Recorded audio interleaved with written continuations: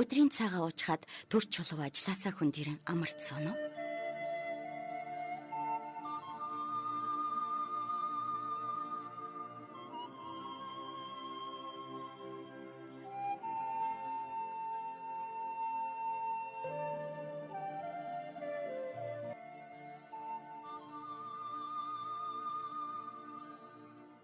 Таны богино амралтанд зориулж утга уран зохиолын яруу ихшгээр аялуулъя. Та унших хэрэггүй, зүгээр л сонсоорой.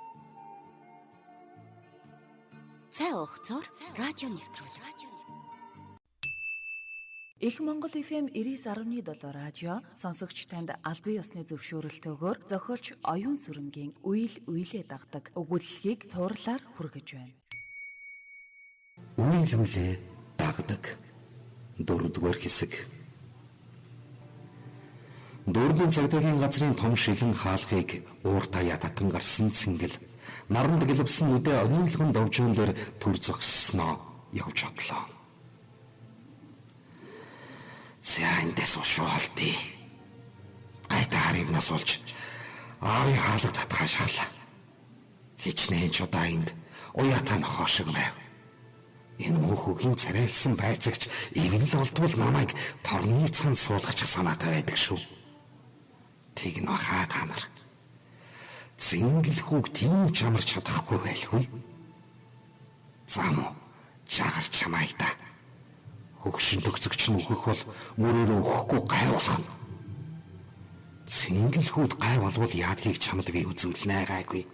Химэн занав. Боронгийн носон малгай чихрүүгээ даран өглөж үрчилсэн хар хөрм өмссөн цэнгэл өсгийн гадна гал руугаа майжсэн илэгдсэн гутлаа пэр хийлгэн чирэн алхахад үдээсэн суларсан гутлынх нь хил айхалж яваа нохооны хил аятай далбагхийн унжигна.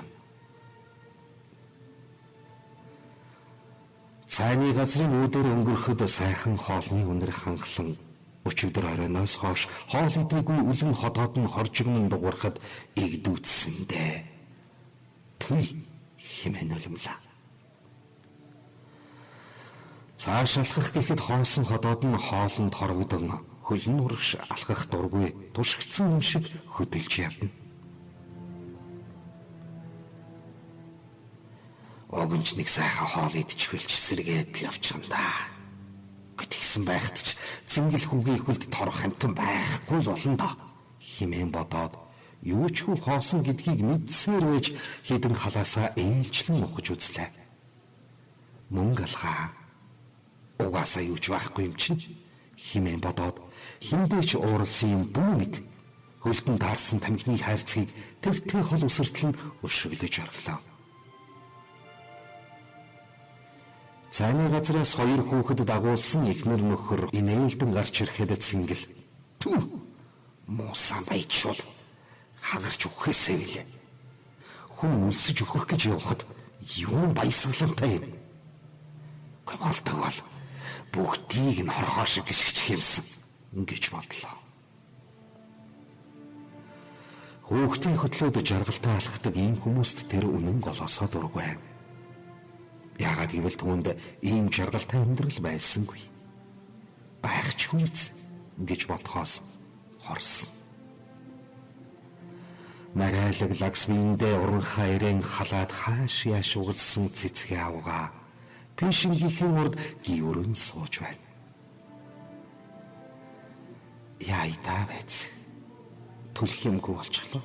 Ингэж бодоод босож ширээнийхэн ард суугаад урт ургасан хумстай гараараа ширээнийхэн тавцанг зурхад багир хэр даасан ширээн дээгүр ирчилсэн зургаас гарна. Цаавц. Гатгшаа гардг юм билүү? Алтаа гэртээ байгаа болов. Өдөрт ажлын тараад гэртээ ирж гисэн байх ёстой доо. Тэрч манийгаа бодвол ажил хийдэг том хүн. Хэдэн төгрөг хайж л байгаа. Даанч цагтаа адилхан байснаа мэдэхгүй. Одоо бас нарийн хатчихад байгаа юм. Хүн ер нь жаахан өөдөө гарахаараа хуучнаа мартчихдаг юм шүү. Алтаа бит хоёр саяхан л хоёулаа нийлчихсэн. хэн намайг авахлаа гэж бодоод гудамжинд зогсож байсан да. Одоо л ийм болчиход байгаа болохоос биш гэж бодсноо. Бас ч болоогүй шүүхөө.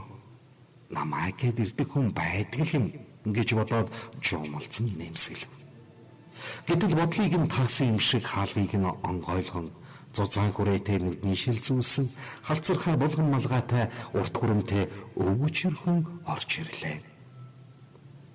Цэцгээ "Өө доржо" хэмээн дуу алдаад хөл болоод явчихлаа. Цэцгээ сандал дээрээсээ янцаглан босоод нурууга хальбагнуулан алхахдаа үүдний хажуу дэлгөөт том толинд бие хальт хараад доржийн дэргэд очин зогслоо. Нөгөө хүн "За, цэцгийн хүүхэн сайн уу? Юу хийж юм да?" ингээд ташаалаас нь бацаад ав. Цэцгээ "Сайн хэмээн онгордуу нүдтэй бэлцгэр нүрээ маасагнуулан инээж. "Дорж чи намайг яаж санав? Манай өдөр багтахгүй юм шиг л ойрд үзэгдэхгүй байсан" хэмээн айлгуутан инээлээ. Дорж "Гүй чи нэрээ мөн чи галтай хүүхэн шүү. Цагийн төлөв инээдэг чи хിവэрэ байх юм аа" ингээд баярлсан цэцгээ улам чмиг хангинуулан инээ. "За чи намайг цаашлуулах яах вэ? Чи өөрөө яаж нэг юм манайх руу ирвдэ" хэмээн инээлээ.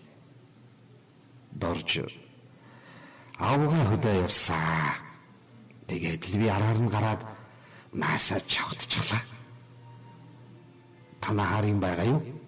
хэмээн асуухад цэцгээ "Байхгүй" гэлээ. Дорж "За танаа харин байсан байгаагүй ялгаагүй. Чи минь ямар тэр зэргийн хар юм толгоогоо мэдүүлэх биш" гэхэд хөөрсөн цэцгээ "Тэр ч тийм ээ. Чи намайг мэдэх хойно дураараа жаргал шүү дээ" гэхэд Дорж түүнийг тэврэн авах гэхэд цэцгээ "Чи байз" хэмээн гарлуу нь хялалцав. Дорж "Өө тийм л дээ" гэд өөрөөсөө нэг шил арх тамхи хяам гарган ширээн дээр тавилаа. Цэцгээ авчирсан юмыг нь хараагүй дөр үзүүлэн Доржийн гараас хөдлөн жижиг өрөөрөөгөө дагуулan орлоо.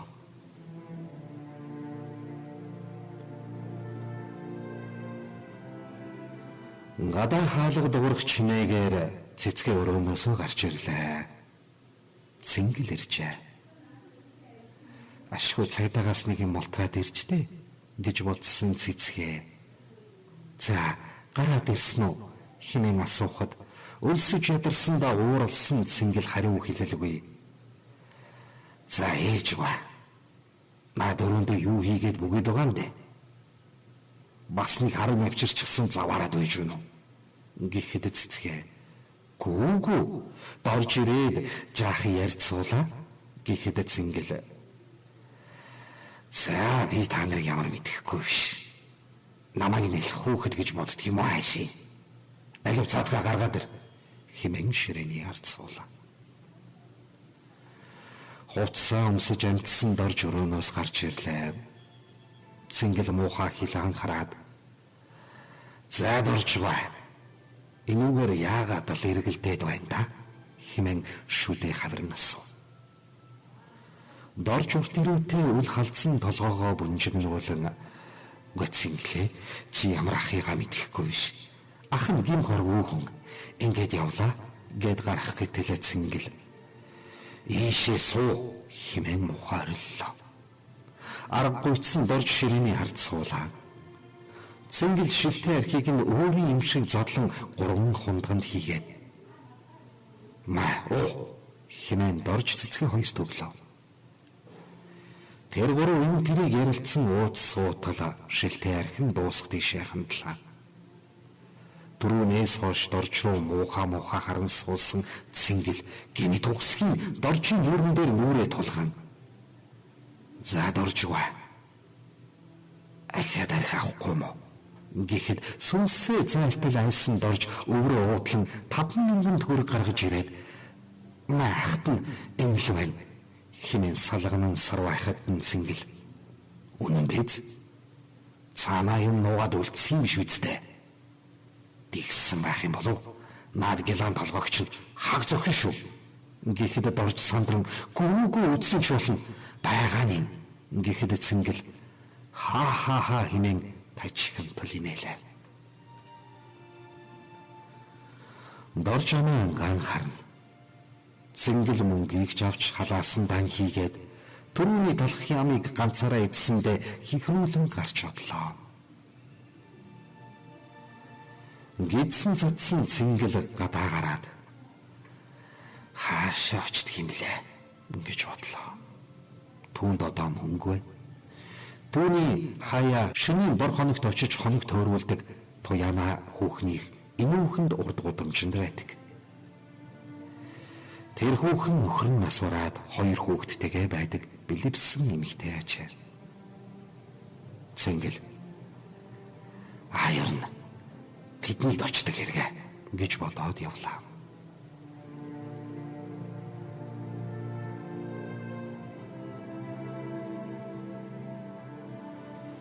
Жагар эмнэлгээс гарахад бэлэн болжээ. Бэлэн болох ч юу ах вэ? Анх ухаангүй эрэхтэй өмсөж ирсэн хувцсыг нь очмал Тэнгис хоёр авч гараад оронд нь цоогшин хувцснууд авчирчээ. Тэдгэрийг нь жагар салгансан гараараа барьж үзээд нүтэндээ итгээгүй байртай тэр хоёрын өмнөөс харлаа. Очмаа өмс хувцаа 50 өмсөрөө. Бид хоёр гадаа байж вэ гэд хүүгээ дагуулan гарлаа.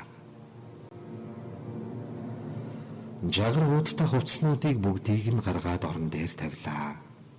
Маш зөөлөн гоё ноосон цавц. Даавн үнд үстэй дотортой гутал тилээ дотор хувцс хөрөнгөд бүрэн хувцлахад нэг ч дутуу зүйлгүй. Бүгд сайн чанартай зэрэгцээ. Бүгд л залуудаа түүний өмсөх дуртай байсан хувцснууд тань ичилдүү байлаа. Жагар тэдгэр хувцснуудад нүрийн ан хэсэг уйллаа. Хувцлах гэхэд нэг л зүрх хөрөхгүй байв. Тэр өөрийн ноорхоо хуучин хувцснуудад тасжээ. Гарах хэрэгтэй шүү дээ.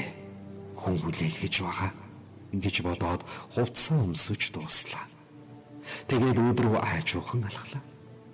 Хөлдөж гэмтсэн хөлийнх нь хуруунууд явахт нь хүндүүрэлдэг хിവэр л байлаа. Удахгүй бүр мөсөн идэх байлгүй дээ.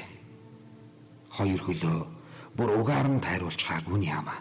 Хэмээн үлэм итэг мигнэн явахтаа жагар бодлоо. Тэр өрөөний хаалгыг зүрх гарган татаж онгоолгоод гарлаа. Сандал дээр суугаад юм ярилцаж байсан очмаа Тэнгис хоёр жагарыг сонирхон ширтэн. Очмаа хөөе энэ чинь юм уу гэд гараас нь хөтлөн ханны том толны өмнө аваачаад за өөрийгөө хар гэлээ. Жагар ихлэд өөрийгөө таньсангүй. Толинд өндөр туранхай биетэй тогтой байрын хижээл насны хүн харагдана. Нүүр нь үрчлээтэй бууралцсан өстийч одоо түүнийг хинч хөгшин өгөн гэж харахааргүй болжээ. Нуруулаг биенд нь хувцс их сайхан зохиж яг таарчээ. Эмнэлэгт удаан хөвцснээс нүүрэн цайран төрөлхийн шаравтар өнгөн тодрон өнгөлөг болжээ. Би ч ийм хүн билүү гэж бодсон жагрын хоолоо зангираад бас л уйлчихлаа.